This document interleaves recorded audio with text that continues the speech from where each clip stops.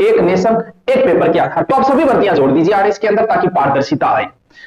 परसों तक कोई ऐसी चर्चा नहीं थी कि एसआई को आरएस के अंडर करेंगे, रातों रात मीटिंग होती है फिर एसआई को अब आरएस के अंडर करेंगे।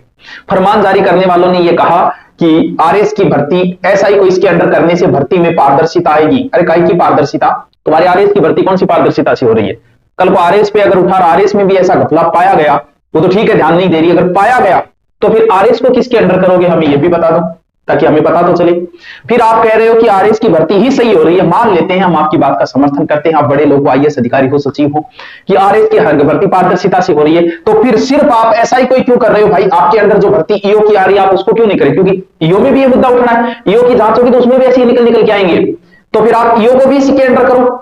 आपके अंडर जो एलडीसी की भर्ती आती है आप उसे भी आरएस के अंदर करो, क्यों? क्योंकि पारदर्शिता ही हमें चाहिए। आप बोल रहे हो कि आरएस की भर्ती ही सही होगी, पारदर्शिता से होगी, फिर आप इसको ही क्यों कर रहे हो? आपके अंडर जो ग्रेड की भर्तियां आती है आप उन्हें भी आरएस के अंडर कीजिए, या तो सभी भर्तियां कर दीजिए, एक राष्ट्र एक नेशन एक पेपर के आधार पर करें। फिर बचती है कांस्टेबल वगैरह पटवार ग्रामसेवक, उनको भी आरएस, क्योंकि हम ये चाहते हैं कि भर्ती में पारदर्शिता हो, तो आप सभी भर्तियां जोड़ दीजिए आरएस के अंदर ताकि पारदर्शिता आए।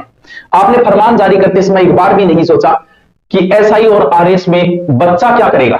आप एक बार फील्ड में आके देखते कि दोनों में अंतर क्या है। अंतर यह है कि अगर आरएस की भर्ती करेगा तो उसे कोचिंग जाना पड़ेगा, और कोचिंग भी बड़ी जगह, जहां 1-1.5-2 लाख से कम फीस नहीं, जहां मंथली 8 से 9 हजार रुपए हॉस्टल का चार्ज है। उसे बच्चे को ऑनलाइन भी कोर्स लेगा तो 50-60 हजार से नीचे ऑनलाइन कोर्स नहीं आएगा। यहां एसआई भर्ती में आप देखते तो सिर्फ गरीब बच्चों की तरफ देख लेते कि एसआई ऐसी भर्ती है कि जिसमें बच्चा सिर्फ और सिर्फ अपने नजदीक किसी हिंदी के टीचर के पास जाके भी एसआई बन सकता था। आज जो कांस्टेबल सबसे ज्यादा एसआई की तैयारी करने वाले कांस्टेबल है, आप स्वयं पुलिस के अधिकारी हो कि आपने ऐसा फरमान जारी किया, वो कांस्टेबल क्या ड्यूटी के साथ में आरएस की तैयारी कर पाएंगे? आरएस मैन के सब्जेक्ट एथिक्स, लोक प्रशासन, मैनेजमेंट, साइकोलॉजी, खेल, अंतरराष्ट्रीय संबंध, इनके नाम सीखेगा, इतने में भर्ती आ जाएगी।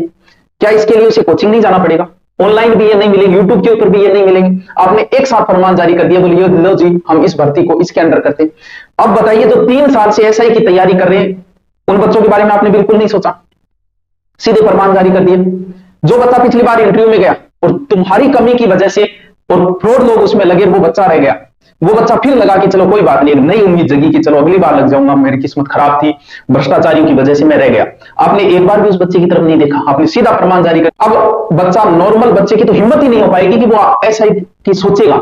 इसलिए निवेदन है आपसे कि ज्यादा से ज्यादा रीट्वीट करें और ट्वीट करके सरकार को बताएं कि इस पैटर्न को बदला जाए, या तो वही पैटर्न रखा जाए या 1.5 महीने का गैप देकर दूसरा पेपर करवा दिया। सीईटी से कुछ हद तक चोरियां कम हुई तो फिर हमने इसका कोई विरोध नहीं किया, ठीक है भी 2 पेपर हो रहे हैं, पेपर आउट नहीं होंगे, लेकिन यहां तो आप गलत कर रहे हो, आर्थिक भार डाल रहे हो बच्चे के ऊपर, मनोवैज्ञानिक भार भी डाल रहे हो। अब बताइए आप क्या करना चाह रहे हो?